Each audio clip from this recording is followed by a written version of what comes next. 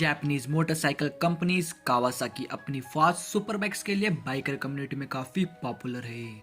ZX-10R और Ninja H2R जैसे super sports bike बनाकर कावासाकी ने अपनी कैपेबिलिटी प्रूव की है, पर यामाहा, होंडा, डुकाटी और KTM जैसे वर्ल्ड क्लास मोटरसाइकिल कंपनीज की तरह कावासाकी MotoGP में अपनी ऑफिशियल प्रेजेंट नहीं करता है। Welcome to World SBK in 2020. Looking to the inside of Razgatli, already diving down the inside for the long pass. Jonathan Ray is hot away. He gets the whole shot. Hello guys, welcome back to my channel on Man on 10R. I hope कि आप सब बढ़िया होंगे और इस video में हम जानेंगे कि world's fastest production bike Ninja H2R बनाकर भी कावासाकी ने MotoGP रेसिंग में एंट्री क्यों नहीं ली। साथ ही S1000RR जैसे सुपर स्पोर्ट्स बाइक बनाने वाली कंपनी BMW के MotoGP ना होने के रीजंस को भी डिस्कस करेंगे। So let's begin. MotoGP यानी कि ग्रॉफ फ्री मोटरसाइकिल रेसिंग वर्ल्ड की लार्जेस्ट बाइक रेसिंग चैंपियनशिप है, जिसे डोरना स्पोर्ट्स ऑर्गेनाइज करता है। MotoGP में मीडिया राइट्स और स्पॉन्सरशिप्स के थ्रू इस ऑर्गेनाइजेशन पैसे कमाते हैं, जिससे इस इवेंट की मैनेजमेंट कॉस्ट फाइनल की जाती है। किसी भी मैन्युफैक्चरर के लिए MotoGP चैंपियनशिप जीतना काफी बेनिफिशियल होता है। इससे इंटरनेशनल लेवल पे उनकी पब्लिसिटी होती है, मार्केट में उनका नाम होता है और अल्टीमेटली उनकी सेल्स भी बढ़ती है। प्रेजेंट टाइम में होंडा, डुकाटी, यामाहा, एप्रिला और KTM MotoGP में अपनी टीम्स प्रेजेंट करते हैं। 2022 तक इस लिस्ट में सुजुकी का नाम भी था, पर अब उन्होंने MotoGP रेसिंग क्विट कर दी है, जिसके पीछे का रीजन है MotoGP में सुजुकी का लगातार खराब परफॉर्मेंस और फाइनेंशियल क्राइसिस। एक MotoGP मैनेज करने के लिए काफी सारे पैसे की जरूरत होती है।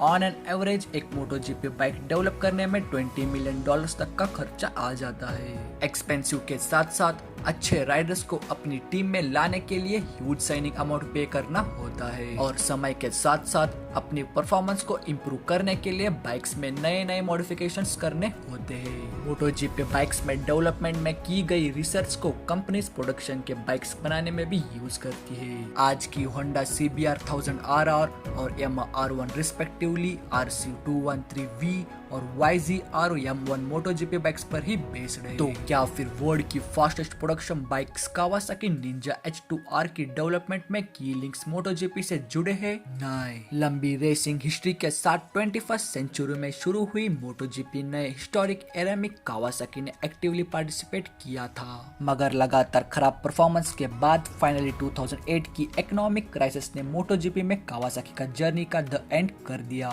इसके ठीक 7 साल बाद कावासाकी ने इंटरनेशनल मार्केट में निंजा H2R को लॉन्च किया, जो अपने एक्सट्रीमली पावरफुल इंजन के साथ ऑलमोस्ट 400 किलोमीटर पर आवर की टॉप स्पीड अचीव कर सकती है। MotoGP बाइक से ज्यादा तेज होने के बाद भी Kawasaki Ninja H2R race track पर किसी भी MotoGP बाइक्स के कम्पीट नहीं कर सकती है, जिसके पीछे का रीजन ये है इसका मैसिव वेट और कंपैरेटिवली स्लो हैंडलिंग। एक एवरेज MotoGP बाइक्स का वजन होता है लगभग 157 किलोग्राम, जबकि कावासाकी निंजा H2R का वजन है लगभग 216 किलोग्राम।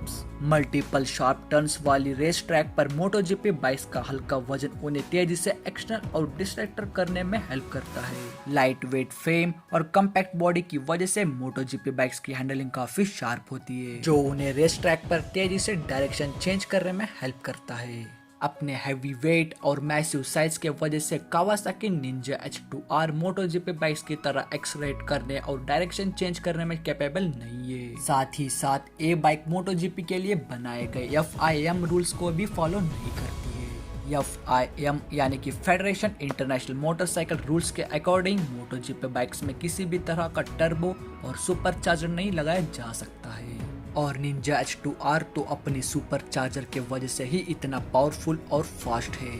अगर एक लॉन्ग स्ट्रीट ट्रैक पर निंजा H2R और MotoGP बाइक्स की रेस हो तो अपनी लाइट वेट बॉडी की वजह से इन सारी निंजा H2R से आगे निकल जाएगी, पर टॉप स्पीड अचीव करते ही निंजा H2R सबसे आगे होगी। लेकिन ट्विस्ट एंड टर्न से भरे रेस ट्रैक पर सिर्फ टॉप स्पीड नहीं, शार्प हैंडलिंग और क्विक ब्रेकिंग ज्यादा इम्पोर्टेंट है। यानी कि अगर एक रेस ट्रैक पर निंजा H2R और MotoGP बाइक में कंपटीशन हो तो MotoGP बाइक निंजा H2R को बहुत बड़े मार्जिन से बीट कर देगी। होंडा RC213V, डुकाटी डेस्मोडिक GP22 और यामाहा YZR M1 जैसे MotoGP बाइक स्पेशल टेक्नोलॉजी और प्रीमियम पार्ट से बनाई गई है, जिनका गोल रेस ट्रैक पर बेस्ट लैप टाइम परफॉर्म करना होता है। रेस ट्रैक पर ये MotoGP बाइक्स निंजा H2R से काफी ज्यादा बेटर है, लेकिन एक सक्सेसफुल MotoGP बाइक बनाकर रेस जीतने का कंपनीज को जो फायदा होता है वो कावासाकी को निंजा H2R बनाकर ही मिल गया, वो भी बिना कोई रेस जीते। अपने सेम पावर और सुपर फास्ट टॉप स्पीड की वजह से निंजा H2R को पूरे वर्ल्ड में काफी ज्यादा पॉपुलैरिटी मिली, जिसकी वजह से कावासाकी निंजा सीरीज और Z सीरीज की छोटी बाइक्स की सेल्स भी कंसिडरेबल और इम्प्रूवमेंट हुआ। निंजा H2R को बनाने की जगह कावासाकी MotoGP रेसिंग में फर्स्ट एंट्री लेकर चैंपियनशिप जीतने की कोशिश करता तो उसे MotoGP बाइक की डेवलपमेंट और अच्छे राइडर्स को हायर करने में काफी ज्यादा पैसे खर्च करने पड़ते।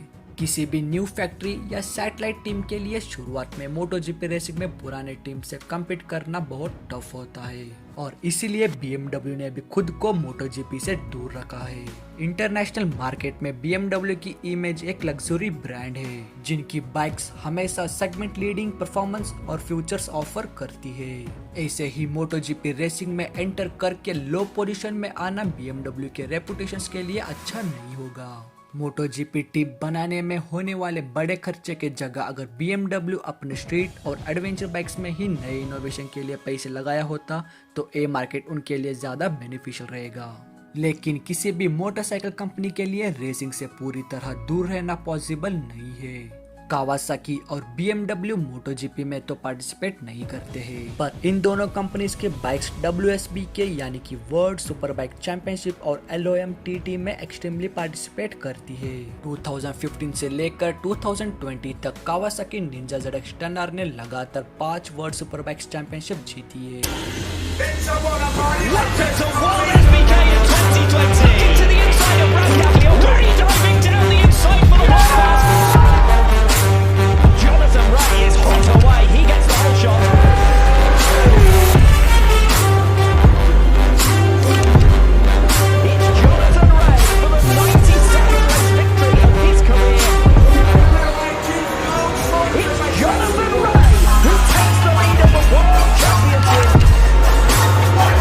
BMW S1000RR ने LOMTT के हिस्ट्री में अब तक के फास्टेस्ट लैप टाइम का रिकॉर्ड बनाया है।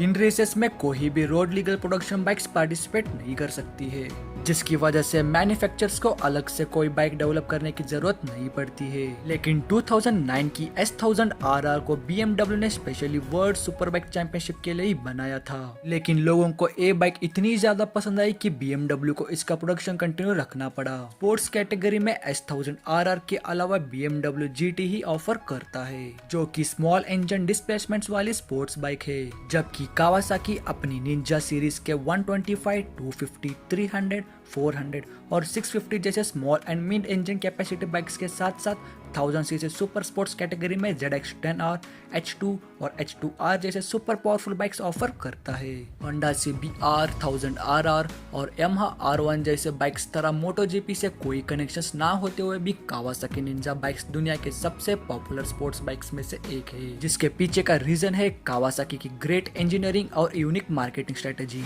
ये वीडियो अगर आपको पसंद आई हो तो प्लीज लाइक करें। बाइक्स और कार्स के रिलेटेड और भी अमेजिंग वीडियोस के लिए सब्सक्राइब करें। तो फिर से मिलेंगे एक नई वीडियो और एक नई टॉपिक के साथ, तब तक के लिए बाय। अब अगर तुम लोग नए हो तो सब्सक्राइब करो, वो जो लाल वाला बटन है उसके साथ स्कैम करो या फिर महफिल जमाओ, मुझे नहीं पता, बस क्लिक हो जाना चाहिए। अब मैं भी जा रहा हूं, मुझे पार्क में स्टंट्स मारने जाना है। बाय।